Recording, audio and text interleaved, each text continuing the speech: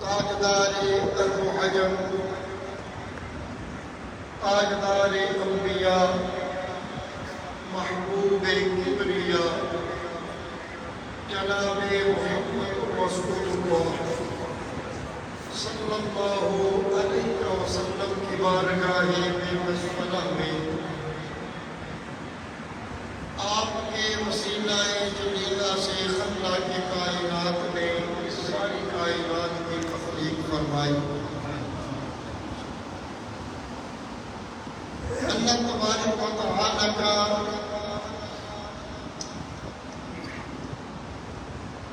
ہمیں شکریہ ادا کرنا چاہیے، شکر ادا کرنا چاہیے۔ شکر اور شکریہ ایک ہی چیز ہے کہ خالق ارض و سما نے ہمیں اپنے محبوب کا امتی بنایا، اس کا بے حد شکر۔ اس نے ہمیں کلمہ گو بنایا، اس کا بے حد شکر۔ اس نے ہمیں اپنی پہچان اپنے محبوب کی زبان سے کروائی، اس کا بے حد شکر۔ اس نے ہمیں اپنے محبوب سے محبت کرنے کی توفیق عطا فرمائی۔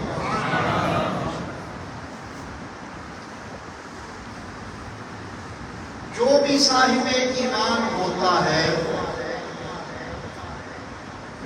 وہ اللہ سے بھی محبت کرتا ہے اور اللہ کے حکم پہ رسول اللہ سے بھی محبت کرتا ہے، کیونکہ میرے نبی، آپ کے نبی، ہم سب کے نبی، جن کا نام نامی اسم گرامی اللہ پاک نے محمد اور احمد پسند فرمایا، آپ تمام نبیوں میں جدا حیثیت رکھتے ہیں۔ سارے نبی اللہ سے پیار کرتے ہیں اور اللہ میرے نبی سے پیار کرتا ہے۔ میرے نبی بھی اللہ سے پیار کرتے ہیں، مگر اللہ نے ہمارے نبی کو اپنا محبوب بنا کے خود محب کے درجے میں اپنے آپ کو رکھا اور محبوب کو محبوب کے درجے میں رکھا۔ کسی اور نبی کو اللہ نے محبوب کا درجہ نہیں دیا۔ انبیاء بڑی شان والے ہیں، اللہ کے مقرب ہیں، اللہ کے دوست ہیں، اللہ کے قریبی ہیں، اللہ ان پہ انعام فرماتا ہے، مگر محبوب پوری کائنات میں اگر کسی ہستی کو اللہ نے فرمایا تو وہ میرے کریم آقا صلی اللہ علیہ وسلم۔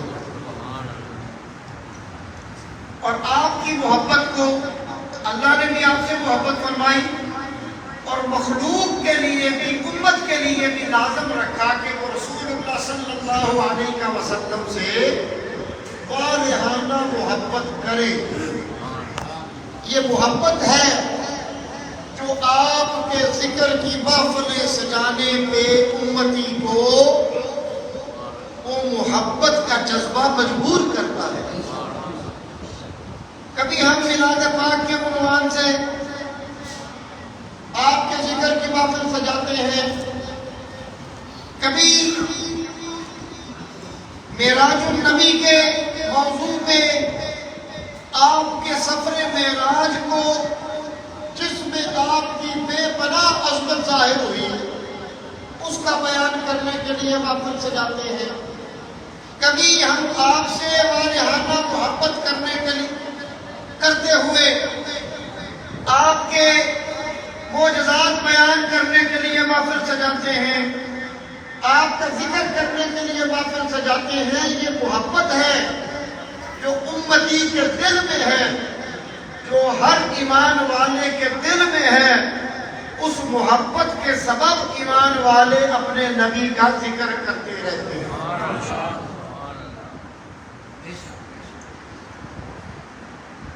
اور یہ محفل پاک صاحب خانہ بڑی محبت سے ہر سال سجاتے ہیں، اور خصوصاً فلک شیر صاحب کی والدہ اللہ پاک اس بیوی کو اجر عظیم عطا فرمائے، وہ رسول اللہ سے والہانہ محبت فرماتی ہیں اور اس محفل پاک کا اکیلی اہتمام کرتی ہیں۔ ہر سال کی طرح اس سال بھی محفل پاک آپ سب احباب بھی اس میں شامل ہیں، جاری و ساری ہے، اور یہ محفل پاک نبی علیہ السلام کے میلاد کے حوالے سے اس کا انعقاد کیا گیا۔ میلاد کیا ہے؟ میلاد ولادت کو کہتے ہیں، پیدائش کو کہتے ہیں، جب کوئی اپنی والدہ کے شکم پاک سے دنیا میں آتا ہے تو یہ میلاد کا درجہ کہلاتا ہے۔ رسول اللہ بھی اپنی والدہ سیدہ طیبہ طاہرہ کے شکم اطہر سے جب دنیا میں تشریف لائے تو یہ آپ کا میلاد ہوا۔ عام لفظوں میں ہم اس طرح بھی اسے کہہ سکتے ہیں کہ نبی علیہ السلام کے آنے کا ذکر ہم کرتے ہیں، آپ کی تشریف آوری، جلوہ گری، ادب والے لفظ سارے، دنیا میں آمد، آپ کا آنا اس امت کے اوپر اللہ کا بہت بڑا احسان اور فضل ہے۔ آپ کے آنے کا ذکر امت کرتی رہتی ہے، اور یہ ذکر آپ کے آنے کا کرنا سنت خدا بندی ہے۔ یعنی اللہ نے بھی محفل پاک کا اہتمام کر کے اس محفل کے اندر جمیع انبیاء کو مدعو کر کے 1 لاکھ اور کئی ہزار کا مجمع اکٹھا کر کے اللہ پاک نے تیرے اور میرے نبی جناب محمد رسول اللہ صلی اللہ علیہ وسلم کے آنے کا ذکر کیا، رسول اللہ کے دنیا میں جلوہ گر ہونے کا ذکر کیا، اور اس واقعے کو اللہ پاک نے قرآن مجید میں بیان کیا تاکہ سند بن جائے، دلیل بن جائے کہ رسول اللہ کے آنے پہ محفل اس طرح سجا کے آپ کے آنے کا ذکر کرنا یہ اللہ رب العزت کی سنت ہے۔ تیسرا پارہ سورہ آل عمران، اور یہ واقعہ کیا ہے؟ پہلے واقعہ سن لیں۔ عالم ارواح ہے، اللہ تبارک و تعالی نے جمیع انبیاء کو دعوت دی، بلایا، اکٹھا کیا، اور اکٹھا کرنے کے بعد اپنے محبوب کو کرسی صدارت پہ بٹھا کے آپ کی ولادت دنیا میں جب ہونی تھی اس کا تذکرہ فرمایا۔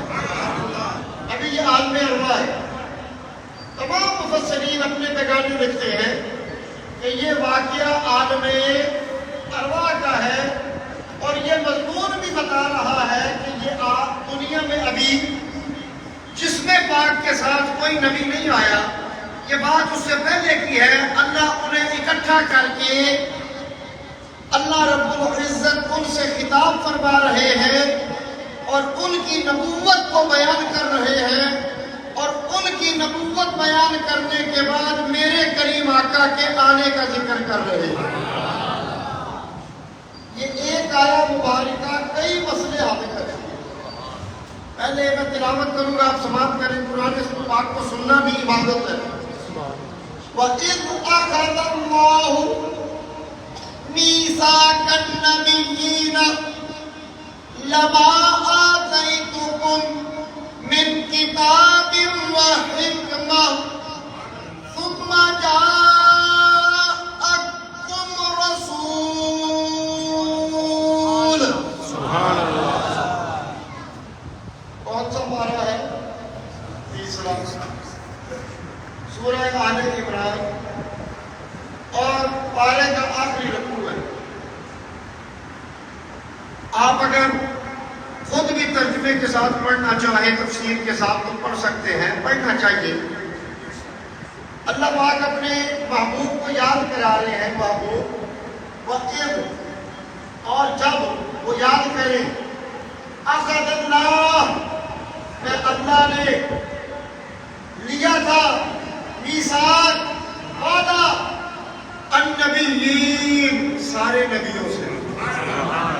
اب رسول اللہ کی دنیا میں جلوہ گری کے بعد اللہ آپ کو یاد کرا رہا ہے، محبوب کو یاد کرے نا ذرا۔ وہ جب میں نے وعدہ لیا تھا، انبیاء سے وعدہ لیا تھا، آپ کی عزت اور تقدیر کرنے کا وعدہ لیا تھا، اور میں نے سارے نبی اکٹھے کیے تھے۔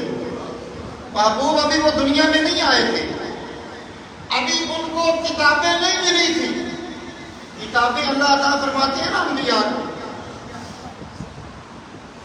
جن کے اندر شریعت کے قانون ہوتے ہیں، اور جس نبی کو کتاب ملے اسے رسول کہتے ہیں، اس کا درجہ انبیاء میں بلند ہو جاتا ہے۔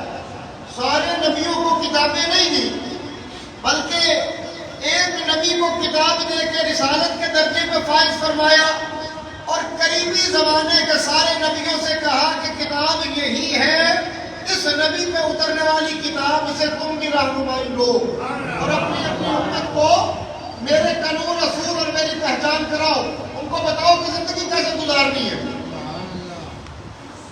ابھی کتابیں ملی نہیں ہیں، فرمایا لما آتیتکم من کتاب وحکمہ۔ سبحان اللہ۔ اے نبیو، میں تمہیں کتابیں دوں گا، میں تمہیں کتابیں دوں گا، حکمتیں دوں گا، عظمت و شان دوں گا، چونکہ ابھی وہ دنیا میں آئے نہیں ہیں۔ اللہ ان کو ذرا جملہ اللہ پاک نے جو قرآن پاک میں ان کے لیے بولا، اس پہ توجہ دیجیے۔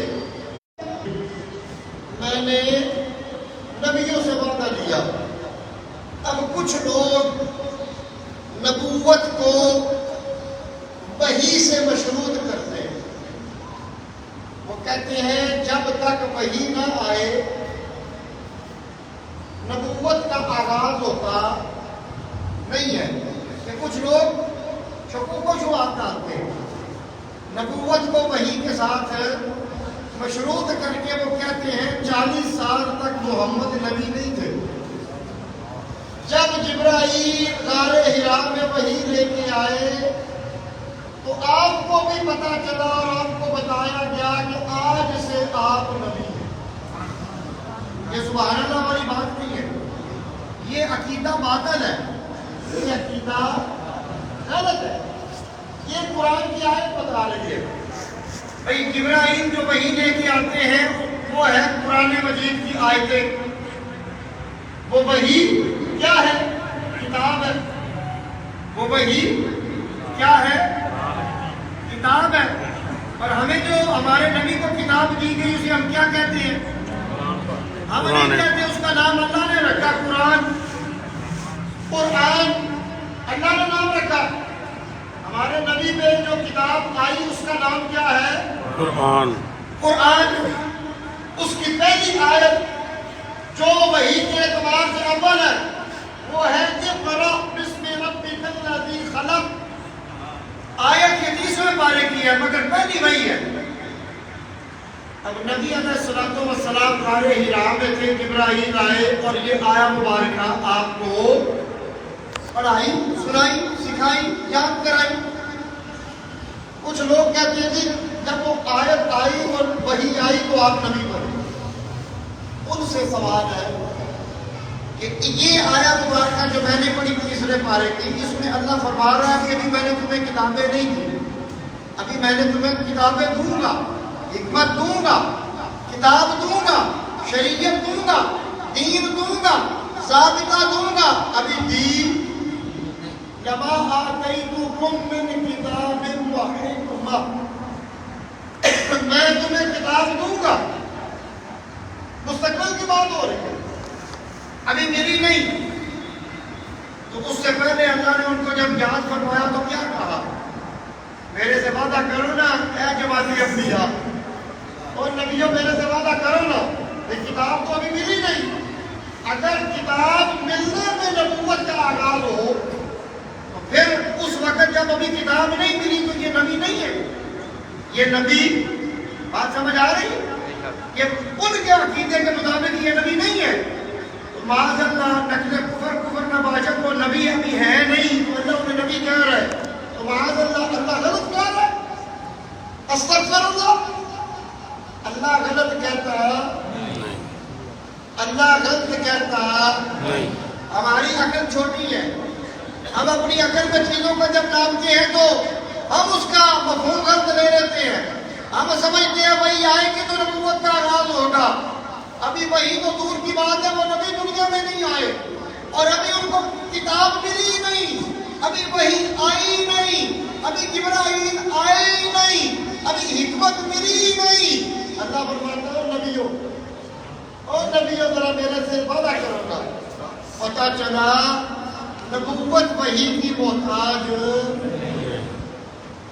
نبوت وحی کی محتاج نہیں، وحی آنے میں نبوت شروع ہوتی، اگر یہ قانون ہوتا تو اس قانون کے مطابق وہ سارے ابھی نبی ہیں ہی نہیں، ابھی ان پہ وحی آئی ہی نہیں، ابھی ان کو کتاب ملی ہی نہیں، بلکہ ابھی وہ دنیا میں پیدا ہی نہیں ہوئے، ابھی عالم ارواح ہے اور روحوں کو اللہ نے بلایا ہے، اور روحوں سے خطاب کرتے ہوئے اللہ انہیں کہہ رہا ہے میرے نبیوں وعدہ کرو میرے سے، یہ بات روض روشن کی طرح بیان ہو گئی، سبحان اللہ، کہ وحی کا تعلق نبوت کے آغاز سے نہیں ہے، وحی کا تعلق ہدایت کے آغاز سے ہے، سبحان اللہ، جب نبی کی ڈیوٹی لگ جاتی ہے نا، اب تم نے لوگوں کو ہدایت کی بات بتانی ہے، جب وہ ڈیوٹی شروع ہوتی ہے تو پھر وحی آتی ہے، ڈیوٹی شروع ہونے سے پہلے بھی وہ نبوت کے منصب پہ فائز ہوتے ہیں، بلکہ پیدا ہونے سے پہلے بھی وہ نبوت کے منصب پہ فائز ہوتے ہیں۔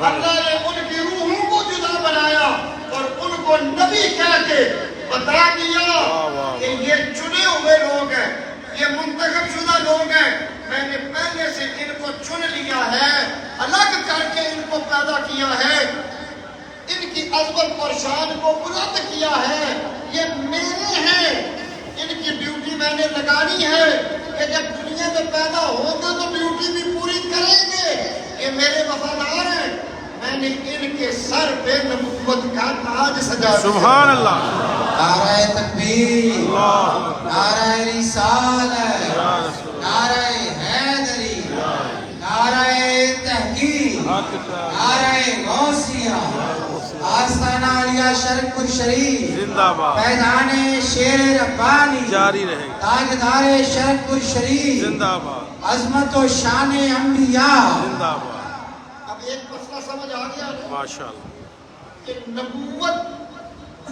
وحی سے مشروط نہیں ہے، جو لوگ یہ سمجھتے ہیں ان کا سمجھنا غلط ہے، ماشاءاللہ، قرآن کے خلاف ہے، وہ اللہ کی مرضی کے خلاف اپنی مرضی سے یہ بات کر رہے ہیں، ان کی بات میں حقیقت نہیں ہے۔ یہ جب جو واقعہ میں بیان کر رہا ہوں یہ ابھی آدم علیہ السلام کی تخلیق سے بھی پہلے کا واقعہ ہے، آدم علیہ السلام بھی ابھی پیدا نہیں ہوئے، بنے ہی نہیں، کیونکہ انسان کی تخلیق دو مرحلوں میں ہے۔ جب اللہ پاک نے انسان کو پیدا فرمانے کا ارادہ فرمایا تو اللہ رب العزت نے سب سے پہلے سارے انسانوں کی روحوں کو پیدا فرمایا۔ رسول فرماتے ہیں نبی علیہ الصلوۃ والسلام یہ مضمون بیان کرتے ہوئے کہ دنیا میں پیدائش ولادت اس کا زمانہ جدا ہے.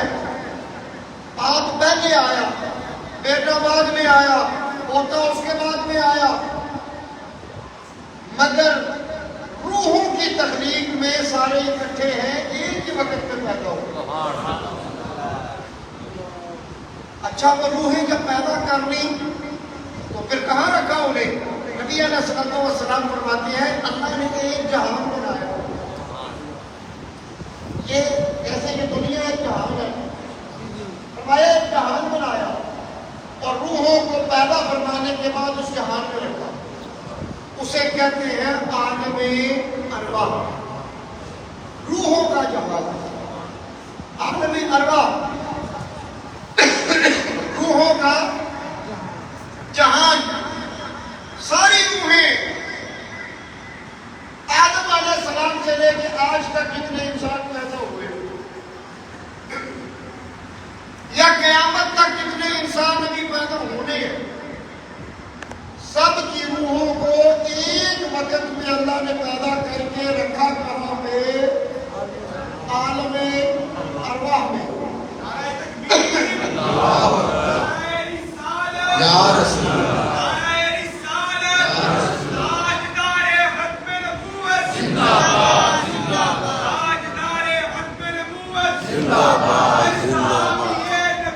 جنتی جنتی جنتی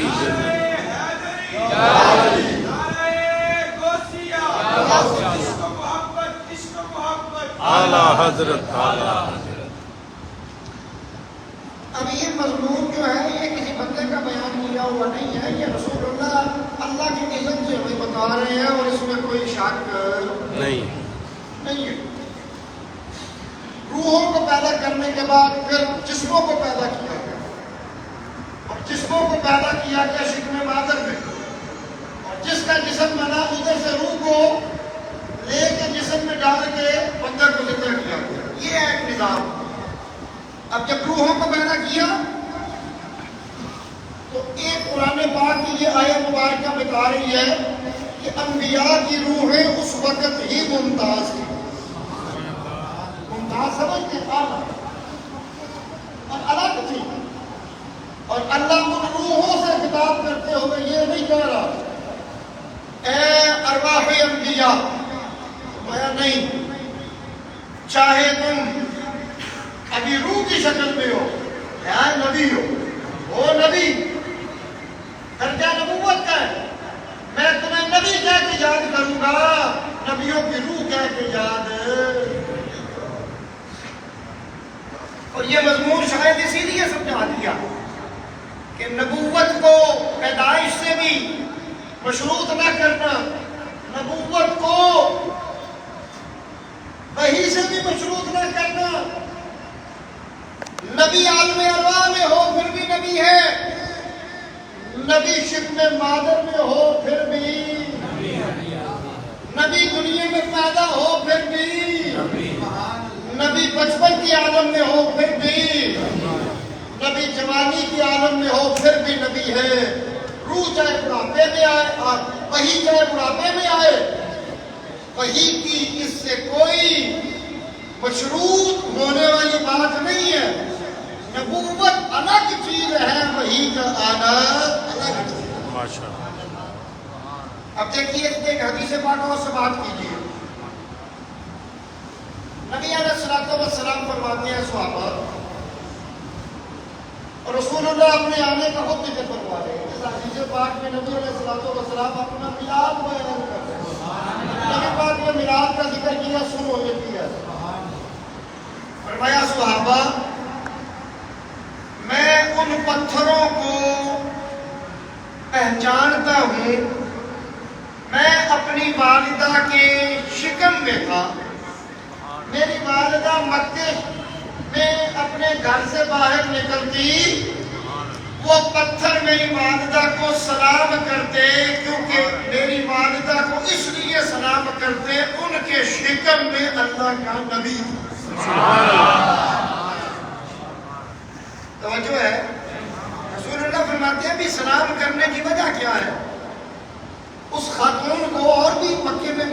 خواتین ہیں، کسی اور کو پتھر سلام نہیں کرتے.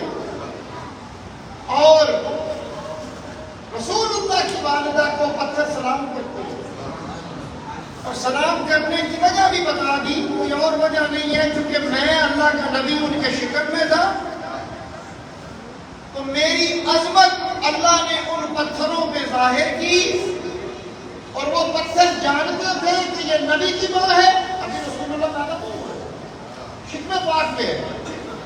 تو اس ادب کی وجہ سے وہ پتھر میری ماں کو سلام کرتے تھے. سبحان اللہ. اور رسول اللہ فرماتے ہیں میں انہیں دیکھتا تھا، میں آج بھی انہیں پہچانتا ہوں. سبحان اللہ. اب توجہ کیجیے کہ اللہ پاک نے اپنے محبوب کی شان کو کتنا بلند و بالا بنایا. ہم سارے شکم مادر والے مرحلے سے گزر کے آئے، جتنے بھی بیٹھے ہیں.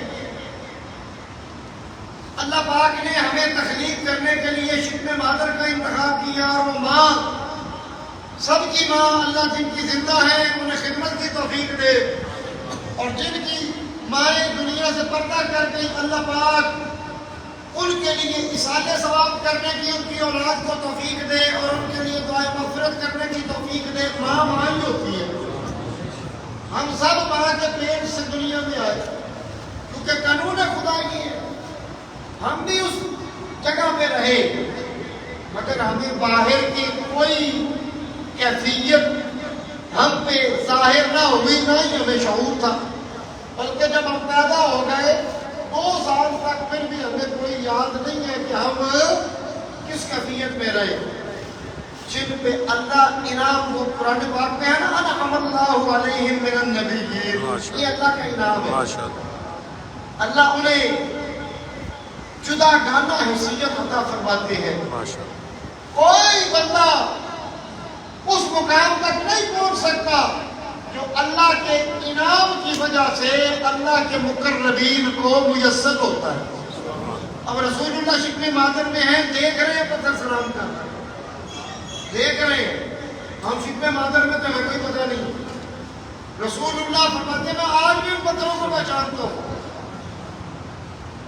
پتہ چلا کہ نبی علیہ السلام اللہ کے نبی تھے، ابھی ماں کے شکم میں تھے. سیدہ طیبہ طاہرہ حضرت آمنہ سلام اللہ علیہا گھر سے باہر نکلتی تو پتھروں کو اللہ نے شعور دے دیا. رسول اللہ کا علم، اللہ چاہے تو پتھروں کو علم دے دیتا ہے، اللہ چاہے تو. اب حضرت آمنہ جب مکے سے باہر نکلتی گھر سے مکے میں، تو مکے والوں کو پتا نہیں تھا کہ اس کے شکم کے اندر اللہ کا نبی ہے. اللہ پاک بڑی وسعت والا قدرتوں والا ہے، اس نے پتھروں کو علم دے دیا.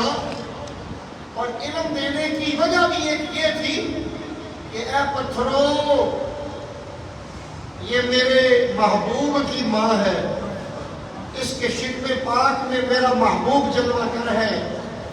میں لباس بشری اپنے محبوب کا تکلیف کر رہا ہوں، یہ میرے نبی کی ماں ہے، اسے کسی طرح کی تکلیف نہ دینا. یہ علم دینے کی ایک وجہ شاید یہ ہو، کیونکہ حضرت سیدہ فرماتی ہے میں پتھر پہ پاؤں رکھتی جب میں حاملہ تھی تو پتھر موم کی طرح نرم ہوتا، وہ سخت نہ رہتا. نعرہ تکبیر، نعرہ رسالت، نعرہ حیدری، نعرہ غوثیہ، نعرہ تحقیق، آستانہ علیہ شرف الشریف، تاجدار ختم نبوت. وہ پتھر موم کی طرح نرم، کیونکہ پتھر سخت ہوتا ہے، پاؤں اس کی حالت تو پاؤں کو تکلیف بھی آتی ہے. اللہ پاک نے ان پتھروں کو اس لیے علم دیا، فرمایا میرے محبوب کی ماں کو تکلیف نہ دے رہا، اسے سلام بھی پیش کرو اور اس کے سامنے موم کی طرح نرم ہو جاؤ. میں اللہ اپنے محبوب کے والدین کو تکلیف دینا گوارا نہیں کرتا. اب اب توجہ کریں، جو اللہ اپنے محبوب کے والدین کو تکلیف دینا گوارا نہیں کرتا. آج اگر کوئی بندہ یہ کہے کہ نبی پاک کے والدین معاذ اللہ کافر تھے، انہیں تکلیف ہوگی کہ نہیں؟ جب رسول اللہ فرماتے ہیں میں جن پشتوں اور رحموں سے ہوتا ہوا آدم سے لے کے آج تک دنیا میں آیا، یعنی اپنے تمام آباء و اجداد کا ذکر کر رہے ہیں، فرمایا ان میں ایک بھی حالت کفر پہ نہیں تھا، سارے ہی ایمان والے. سبحان اللہ سبحان اللہ. کیا کہنا. اللہ نے میرے نور کو ایمان والوں میں رکھا. رسول اللہ فرما رہے ہیں. رسول اللہ کی حدیث پاک سننے کے بعد بھی ایسے بد نصیب بھی ہیں جو آپ کے والدین کو ایمان والا نہیں سمجھتے. میرے نبی فرما رہے ہیں کہ اللہ پاک نے آدم علیہ السلام سے لے کے میری ماں تک میرے نور کو کسی کافر میں نہیں رکھا. میرے نور کو کسی کافر کی پشت میں یا رحم میں نہیں رکھا. نور مصطفیٰ تو تب سے چلا آ رہا تھا اور اس کے اب تذکرے بھی موجود ہیں. فرمایا جتنے بھی میرے آباء و اجداد، ماں باپ، دادا دادی، پردادا پردادی، اوپر تک آدم علیہ السلام تک جتنے بھی ہیں، رسول اللہ فرماتے ہیں ان میں ایک بھی کافر نہیں، سارے ہی ایمان والے. رسول اللہ نے اپنے آنے کا ذکر کیا، فرمایا میں دنیا میں آنے والا تھا، اپنی والدہ کے شکم پاک میں تھا، پتھر میری ماں کو سلام کرتے تھے.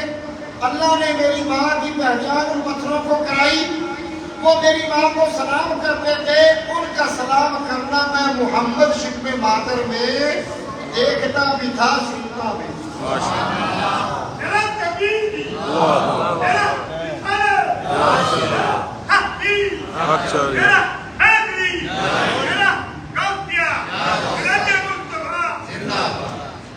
اب توجہ کیجیے، توجہ کیجیے احباب. ہم شکم مادر میں تھے، باہر نہیں دیکھتے تھے، ایسی بات ہے. تو پتہ چلا رسول اللہ کی نظر ہماری نظر جیسی ہے. ہم شکم مادر میں تھے، بلکہ دنیا میں بھی آئے، کبھی کسی پتھر کے کلام کو ہم نے سنا. نبی علیہ السلام سنتے ہیں، پتہ چلا ان کی سماعت بھی ہمارے جیسی نہیں ہے. یہی تو آپ کی عظمت ہے کہ اللہ نے آپ کو بصیرت بھی کمال کی عطا فرمائی، سماعت بھی کمال کی عطا فرمائی. جو ہم نہیں دیکھتے رسول اللہ وہ دیکھتے ہیں، جو ہم نہیں سنتے میرے نبی وہ اللہ کی عطا سے سنتے ہیں. اب وہ لما آتیتکم من کتاب وحکمۃ جو ہے مبارکۃ جو پڑھی، جس کا ترجمہ کر رہا تھا، فرمایا میں نے نبیوں سے وعدہ لیا تو نبی عالم ارواح سے نبی چلے آ گئے. یہ منتخب شدہ ہے، یہ جماعت منتخب شدہ پہلے سے الگ ہے. یہ نہیں کہ نماز میں چنتا ہے. اور ان سے آگے کیا کہا؟ فرمایا ثم جاءکم، وعدہ کر دیا. وعدہ یہ ہے ان نبیوں سے اللہ نے انہیں اکٹھا کر کے وعدہ کر دیا. فرمایا ثم جاءکم رسول، جب تمہارے پاس یہ رسول آ جائے، میرے نبی کی طرف اشارہ. سارے نبیوں نے فرمایا نبیوں پکا وعدہ کرو میرے سے، جب تمہارے درمیان یہ رسول آ جائے، مصدق لما معکم لتؤمنن به ولتنصرن، تم اس کا کلمہ فوراً پڑھنا اور اس کے مددگار بن جاؤ. لتؤمنن به ولتنصرن. اب یہ الگ موضوع ہے. بھائی نبی اللہ ان سے وعدے لے رہا ہے کہ میرے محبوب نے آنا ہے، اگر یہ تمہارے زمانے میں آ جائے. اصل میں یہ تلقین ان انبیاء کو یہ کی جا رہی تھی کہ جب یہ نبی دنیا میں ظاہر ہوگا آئے گا تو پھر کلمہ سب نے اس کا پڑھنا، تم موجود ہو تم بھی اس کا پڑھنا، تمہاری امتیں موجود ہو وہ بھی اس کا کلمہ پڑھنا۔ یہ یہود و نصارہ کو حکم تھا، یہود و نصارہ کو یہ حکم تھا، تمام انبیاء کی امتوں کو یہ حکم تھا، انبیاء کو بھی حکم تھا کہ محمد صلی اللہ علیہ وسلم کی تشریف آوری کے بعد الگ الگ کلمے نہیں چلیں گے، کلمہ محمد کا چلے گا، سارے اس کے امتی بن جائیں گے۔ نعرہ تکبیر، نعرہ رسالت، نعرہ حیدری، نعرہ تحقیق، نعرہ غوثیہ، آستانہ علیہ شرف الشریف، فیضان شیر ربانی، عظمت و شان مصطفیٰ۔ اور مفسرین لکھتے ہیں ہر نبی نے اپنی امت کے سامنے ہمارے نبی کا ذکر کیا اور انہیں نصیحت کی، تلقین کی کہ جب وہ نبی آ جائے تم اپنی اولادوں کو بھی بتاتے رہنا، جب وہ نبی آخر الزمان دنیا میں آ جائے ہمارا کلمہ چھوڑ دینا، اس نبی کا کلمہ پڑھنا۔ اور یہ یہودیوں نے اور عیسائیوں نے اپنے نبی سے کیے ہوئے وعدے کو توڑا ہے۔ یہ آج انہوں نے آج نہیں بلکہ 14 صدیوں سے وہ ہمارے نبی کا کلمہ نہیں نہ پڑھے، انہوں نے وہ وعدہ توڑا ہے، وہ وعدہ توڑا ہے، اور اسی لیے وہ اللہ کے عذاب کے مستحق ہیں۔ اور اس میں انہوں نے جرم یہ بھی کر دیا کہ ان نبیوں کو اللہ کا بیٹا کہنا شروع کر دیا۔ وقالت اليهود عزير ابن الله وقالت النصارى المسيح ابن الله ذلك قولهم بافواههم۔ قرآن میں اللہ فرماتا ہے کہ انہوں نے یہ بہتان لگانا شروع کر دیا ہے کہ عزیر اللہ کا بیٹا ہے، عیسیٰ اللہ کا بیٹا ہے، یہ جھوٹ بول رہے ہیں، یہ ان کی منہ کی بکواس ہے، یہ بالکل غلط بیانی کر رہے ہیں۔ اللہ اولاد سے پاک ہے، ایک تو انہوں نے شریک اللہ کا بنا دیا اولاد، اور ساتھ ہی وہ وعدہ بھی توڑ دیا، وعدہ ہر نبی نے لیا تھا کہ جب محمد دنیا میں جلوہ گر ہو جائے کلمہ ان کا پڑھنا شروع کر دو۔ تو اب یہ مجھے بتاؤ، ثم جاءکم رسول، پھر آ جائے تمہارے پاس یہ رسول، تو نبی علیہ الصلوۃ والسلام کے آنے کا ذکر ہے کہ نہیں؟ بولیے، ذکر ہے نا؟ کس نے کیا؟ اللہ نے۔ تو نبی علیہ الصلوۃ والسلام کے آنے کے ذکر کو میلاد کہتے ہیں۔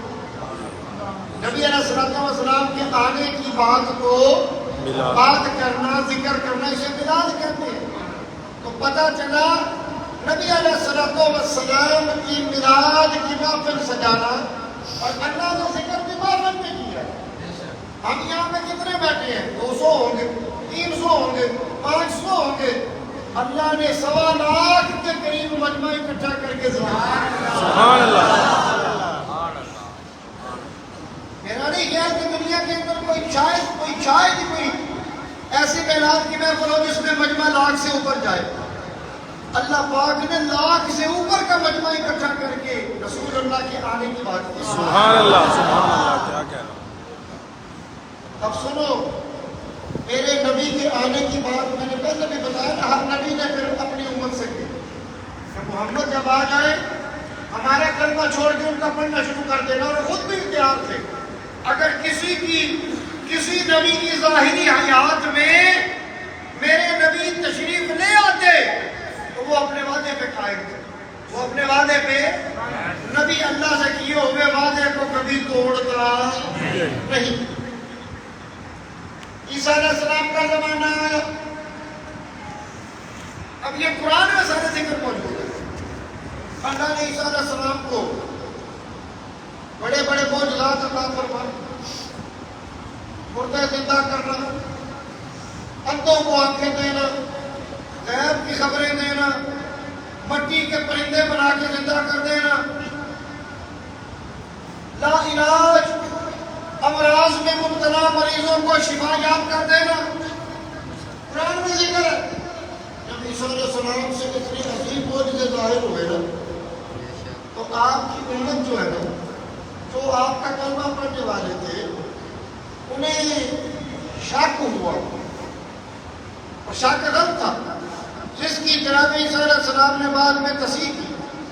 انہیں شک ہوا کہ اللہ پاک نے انبیاء میں سب سے آخر میں آنے والے نبی، اس کی بڑی عظمت بیان کی ہے، اور پہلے نبی بھی اس کا ذکر کرتے رہے ہیں، تو عیسیٰ کہیں وہ نبی تو نہیں ہے، کیونکہ ان کی عظمت بڑی ظاہر ہو رہی ہے، یہ مردے بھی زندہ کر دیتے ہیں، یہ وہ نبی تو نہیں ہے۔ یہ 6 گوئیاں شروع ہو آپ کے زمانے، آپ موجود تھے، آپ سے محبت کرنے والے، آپ کی شان دیکھتے، انہیں شک ہوا کہ وہ جو سب سے آخر میں نبی آنا ہے، جن کی شان سارے نبیوں سے بلند ہے، یہ وہ نبی تو نہیں کہیں آ گئے۔ جب انہیں شک ہوا تو عیسیٰ علیہ السلام جو کہ غیب جانتے تھے، آپ کو علم ہو گیا کہ میری امت کے لوگ شک میں پڑ رہے ہیں، آپ نے انہیں اکٹھا کیا۔ 28واں پارہ ہے، سورہ صف کا پہلا رکوع ہے، آیت نمبر 6 ہے۔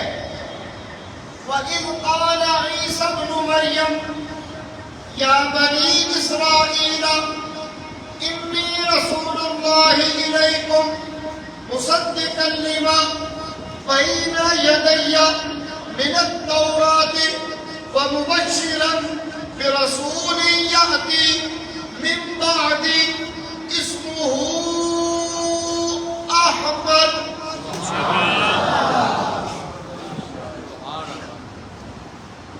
جب ان کو شک گزرانا، ان کو یعنی وہ کوئی پکی بات نہیں کر رہے تھے، انہوں نے دیکھا عیسیٰ علیہ السلام اتنے عظیم معجزات کے مالک، اتنی شان اللہ نے آپ کو عطا کی، اتنی طاقت عطا کی، اتنا اختیار عطا کیا، اتنے عظیم معجزے، یہ وہ نبی تو نہیں جو سب سے آخر میں آنے، جن کا شان سب سے بلند ہو رہا ہے۔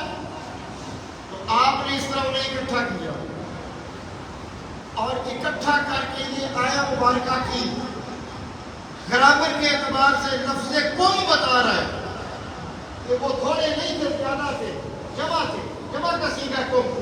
وَإِذْ قَالَ عِيسَى ابْنُ مَرْيَمَ يَا بَنِي إِسْرَائِيلَ إِنِّي رَسُولُ اللَّهِ إِلَيْكُمْ، ہم بتا رہا ہے کہ وہ ایک بندہ نہیں تھا، زیادہ تھا، جتنے بھی اکٹھے ہو سکے، یا جنہوں نے بات کی جو ساروں کو اکٹھا کیا۔ عیسیٰ ابن مریم کہنے لگے، او بنی اسرائیل والو، یا بنی اسرائیل، او بنی اسرائیل، کیونکہ آپ بھی بنی اسرائیل کے انبیاء میں سے، عیسیٰ علیہ السلام بنی اسرائیل میں سے، آپ بنی اسرائیل کے نبیوں میں سے ایک نبی ہے، اور آپ کو صلیب پہ جو ارادہ کیا وہ بھی بنی اسرائیل والوں نے کیا، اور اس کا سبب یہ تھا کہ بنی اسرائیل والے جو اپنے آپ کو، جنہیں ہم آج یہودی کہتے ہیں، وہ اپنے آپ کو نبیوں کی اولاد ہے، بھی وہ نبیوں کی اولاد، اس میں شک نہیں ہے، کہتے تھے، مگر انہوں نے انبیاء کے رستے کو چھوڑ دیا۔ کئی سو نبی ان میں آئے، اس خاندان میں کئی سو نبی، انہوں نے اس رستے کو چھوڑا، اور جو کتابیں ان کے پاس تھی نا، ان میں ترمیم تھی، جو چیزیں انہیں پسند تھی، اللہ نے منع کی ہوئی تھی، انہوں نے بدل کے کہا نہیں یہ کام کرنے کا حکم ہے، اور جو چیزیں انہیں پسند نہیں تھی، اللہ نے کہا تھا یہ کام کرو، ان کو انہوں نے منع لکھ دیا۔ جو کتابوں میں تہذیب کی کمی بیشی کی، وہ یہ کی اپنی مرضی سے احکام بدل دیے۔ جیسے میں مثال دے دوں کہ اللہ پاک نے قرآن پاک میں فرمایا بھئی نشے والی ہر چیز حرام ہے، تو ہم میں سے اگر کسی کو نشے والی چیز پسند ہو تو ہم وہاں پہ لکھ دیں نشے والی ہر چیز جائز ہے، اس طرح حکم بدل دیے۔ میری جو منع والی چیزیں تھیں ان کو پسند تھی امت والی چیزیں کرنا، انہیں عادت بری پڑ گئی۔ جیسے ہم میں سے کئی بندوں کو اللہ کے حکم کے خلاف عمل کرنے کی عادت ہے، انہوں نے کتاب ہی بدل دی، انہوں نے کتاب میں حکم لکھ دیا نہیں یہ جائز ہے، حلال کو حرام کر دیا، حرام کو حلال کر دیا۔ یہ انہوں نے بدقیامتی کی ہے بنی اسرائیل والے۔ اب جب عیسیٰ علیہ السلام ان سے بات کرنے ابھی یہ بدقیامتی میں نہیں اترے تھے، اس سے پہلے کا واقعہ ہے۔ پھر تو وہ بدقیامتی جب کی تو عیسیٰ علیہ السلام انہوں نے ڈانٹا، فرمایا اوے غلط کرتے پائیں گے، اے جڑی یہ شہوت کہہ رہے ہو حرام حلال نے تے حرام نے، اے جڑی حرام کا انہوں نے کہا یہ سن ٹکر والا کون آ گیا ہے، انہوں تو پہلے پھانسی دیو، انہوں نے آپ کے لیے پھانسی ڈانٹ کے آ گیا۔ اللہ پاک نے جبرائیل سے فرمایا جبرائیل یہ دیکھو عیسیٰ علیہ السلام کا کلمہ پڑھنے والے بنی اسرائیل والے یہی نبی کو مارنے لگے ہیں، عیسیٰ کو زندہ آسمان پہ لے آؤ، عیسیٰ کی حفاظت کا خدا کرو۔ عیسیٰ علیہ السلام آج بھی آسمانوں پہ زندہ ہے اور انہوں نے دوبارہ دنیا میں آنا ہے، ان کو زمین پہ اتارا جانا ہے، یہ رسول اللہ کی حدیث موجود ہے۔ اور انہوں نے دمشق شہر کے اندر آنا ہے، اور دمشق شہر کی اس طرح جامع مسجد ہے جس کا نام ہے اموی مسجد، اس کے مشرقی مینار پہ، وہ اس وقت وہ مشرقی نہیں ہے، وہ اصل میں جنوبی مینار ہے، وہاں سے قبلہ شمال میں نہ شمالی مینار ہے، وہاں سے قبلہ جنوب میں، اگر ہم اپنے اعتبار سے مشرقی اس لیے کہتے ہیں جیسے قبلہ ادھر ہے نا ادھر وہ مینار ہے، میں نے وہ مینار دیکھا ہوا ہے، میں کئی مرتبہ ملک شام گیا، اس میں کوئی سیڑھی نہیں ہے، اور اس میں سیڑھی اسی لیے نہیں لگائی گئی کہ کوئی جیدی بندہ اوپر جا کے یہ اعلان نہ کرتے میں حصہ ہوں۔ عیسیٰ علیہ السلام نے آسمان سے اترنا 100-150 فٹ اونچا مینار ہے، وہ مسلمانوں نے بنایا، سیڑھی نہیں بنائی، فرمایا جب بھی اس کے اوپر عیسیٰ اتریں گے اعلان کریں گے وہ سچی عیسائی ہوں گے، کوئی جیدی نیچے سے اوپر جا کے عیسیٰ بن سکے گا، ہم سیڑھی نہیں بنا، مینار کی سیڑھی نہیں ہے، پتھر کا مینار بنا ہوگا 100 فٹ سے زیادہ ہوگا۔ عیسیٰ علیہ السلام کیا ہے؟ اب عیسیٰ علیہ السلام ان بنی اسرائیل والوں سے کیا کہہ رہے ہیں؟ او بنی اسرائیل والوں انی رسول اللہ، اس میں کوئی شک نہیں ہے کہ میں اللہ کا رسول ہوں، اور مصدقا لما بین یدی من التوراۃ، دیکھو میرے ہاتھ میں جو کتاب ہے اور تورات ہے اس میں جو مضمون ہے وہ سچا ہے۔ وہ مضمون کیا تھا کہ آخر الزمان نبی سب سے زیادہ شان والے، وہ مضمون یہ تھا، فرمایا وہ کتابیں سچی ہیں مگر میں وہ نہیں ہوں، میں بھی اللہ کا رسول ہوں، میں وہ نہیں ہوں۔ وَمُبَشِّرًا بِرَسُولٍ يَأْتِي مِن بَعْدِي، میں تمہیں یہ خوشخبری دیتا ہوں اس نبی نے میرے بعد، اب میرے بعد اس کی باری ہے، اب میرے بعد اس کی باری، اس نبی کی باری ہے۔ وَمُبَشِّرًا، میں تمہیں خوشخبری دیتا ہوں بِرَسُولٍ يَأْتِي، وہ رسول آئے گا من بعدی، میرے بعد۔ اب مجھے بتاؤ عیسیٰ علیہ السلام نے ہمارے نبی کے آنے کی بات کی ہے یا نہیں؟ بے شک۔ بِرَسُولٍ يَأْتِي مِن بَعْدِي، اس نبی نے میرے بعد آنا ہے، اسمہ احمد، فرمایا اب مغالطے میں نہ پڑھنا، میں اس نبی کا نام بھی تمہیں بتا دیتا ہوں، 600 سال پہلے میرے نبی کی ولادت سے 550 سال پہلے، 550 تو کنفرم ہے نا، 550 سال پہلے عیسیٰ علیہ السلام نے بتایا اس نبی کا نام احمد ہے، جس کا تم تذکرہ کر رہے ہو بڑی شان، وہ میں نہیں ہوں، میں بھی رسول ہوں، اللہ نے مجھے بھی عظمت عطا کی ہے مگر وہ میرے بعد آنا ہے، اس کا نام احمد ہے۔ ماشاء رسول یاتی من بعدی اسمہ احمد۔ اب توجہ کیجئے، قرآن کی ایک دلیل بہت ہوتی ہے، قرآن کی ایک حجت دلیل قیامت تک کے ایمان والوں کے لیے کافی ہے۔ پہلے دلیل اللہ نے میرے نبی کے آنے کا ذکر کیا، پھر دلیل عیسیٰ علیہ السلام نے میرے نبی کے آنے کا ذکر کیا. اور ویسے رسول اللہ فرماتے ہیں ہر نبی اپنے زمانے میں اپنی امت کے سامنے میرے آنے کا ذکر کیا. میرے نبی کا فرمانا سچ ہے. اور ذکر بھی کیوں کیا؟ انہیں تلقین کی. آخر الزمان نبی اگر ہماری زندگی میں آ جائے یا ہم سے بعد آ جائے، اے ہماری امت، ان کے آنے کے بعد ہمارا کلمہ نہیں پڑھنا، کلمہ ان کا پڑھنا. نعرہ تکبیر، نعرہ رسالت، نعرہ رسالت، نعرہ حیدری، تاجدار شرف شریف، فیضان شیر ربانی. ابھی میں حدیث تک تو گیا ہی نہیں، قرآن سے ہی دلیلیں دے رہا ہوں کہ نبی علیہ الصلوۃ والسلام کے آنے کے ذکر کی محفل جو ہم سجا کے بیٹھے ہیں، یہ اللہ کی بھی سنت ہے، نبیوں کی بھی سنت سنت ہے. یہ عمل اللہ کو پسند ہے تو اللہ نے کیا، اور انبیاء کو بھی پسند ہے، انہوں نے بھی کیا. ہمارے نبی کے آنے کی بات کی، ذکر کیا. عرف عام میں کہتے ہیں انہوں نے میلاد بیان کیا. میلاد کو کہتے ہیں رسول اللہ کے آنے کا تذکرہ کیا.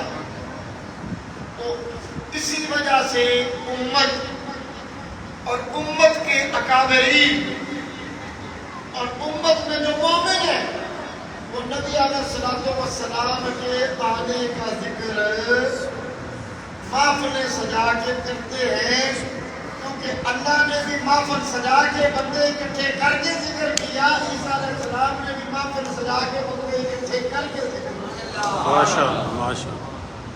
اور یہ انبیاء کی سنت ہے، اور یہ قیامت تک عمل جاری و ساری ہے. انشاءاللہ انشاءاللہ.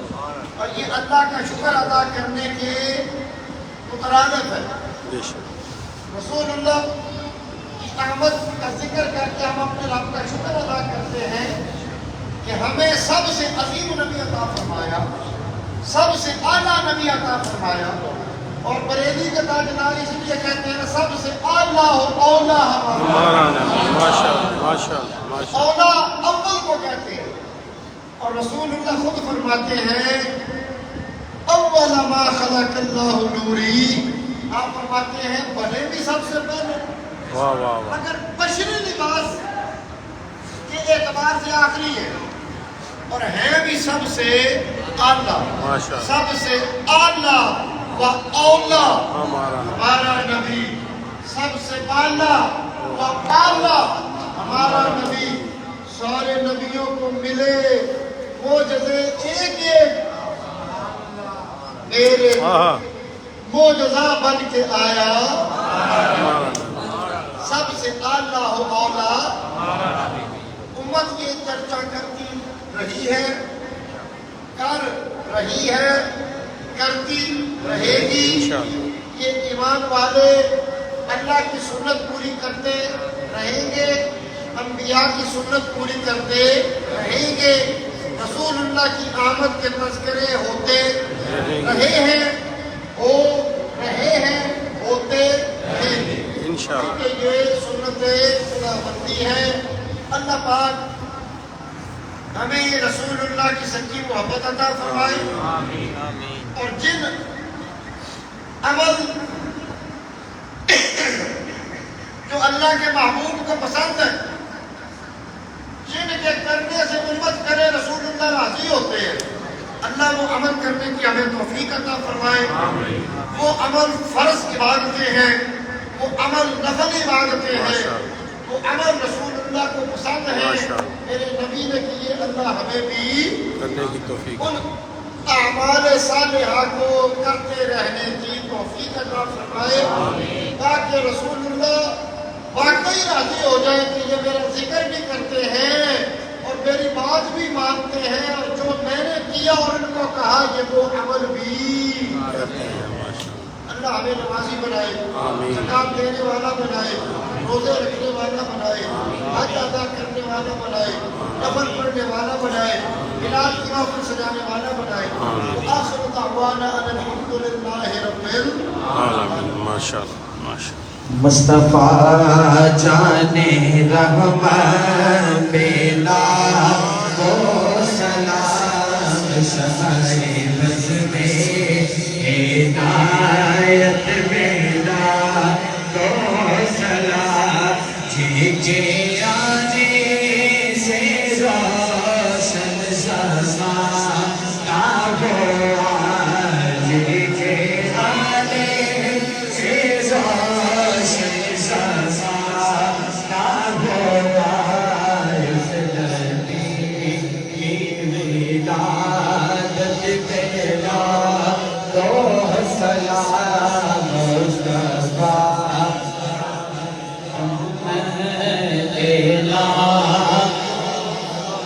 اور جس کو کہتی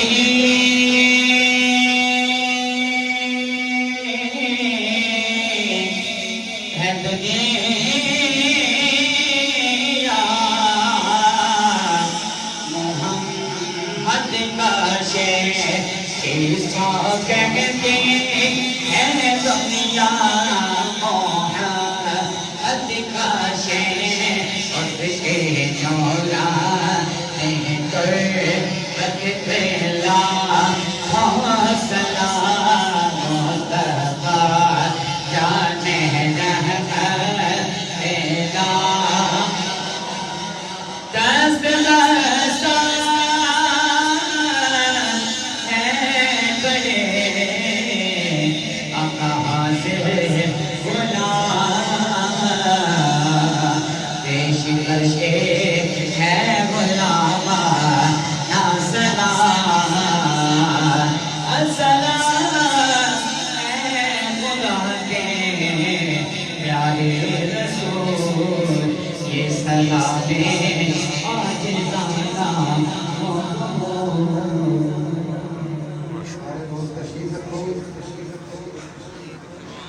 دعائیں گی اور اس کو ماننا کرشے اللهم صل على رسولنا مولانا وعلى آل سيدنا ومولانا محمد وأصحاب سيدنا ومولانا محمد وبارك وسلم ربنا آتنا في الدنيا حسنة وفي الآخرة حسنة وقنا عذاب النار مولا کریم رسول اللہ کی آمد کے سلسلے میں خوشی کا اظہار کرنے کے لیے تیرے شکر ادا کرنے کے لیے یہ محفل پاک اس کا اہتمام کیا صاحب خانہ نے خلوص سے یہ سارا انتظام کیا فرما آنے والے تمام اللہ کی محبت رسول اللہ کی محبت دلوں میں بسا کے آئے ان کی آگے فرما بیمار کو شفا عطا فرما پریشانیوں سے نجات عطا فرما مشکلیں آسان فرما سب کو اس کے حلال عطا فرما فلسطین کے مسلمانوں کی غیر سے مدد فرما ان کو یہود و نصارہ کے ظلم سے نجات عطا فرما مسلمان جتنے بھی حکمران ہیں ان کے اتحاد عطا فرما ان کی غیرت کو زندہ فرما وہ مسلمانوں کے لیے اور امت مسلمہ کے لیے آواز اٹھائے اور یکجا ہو کے یہود و نصارہ سے امت کی جو ظلم ہو رہا ہے اسے ختم کرنے کا مطالبہ کرے یا اللہ انہیں توفیق عطا فرما سمعنا وأطعنا غفرانك ربنا وإليك المصير وصلى الله تعالى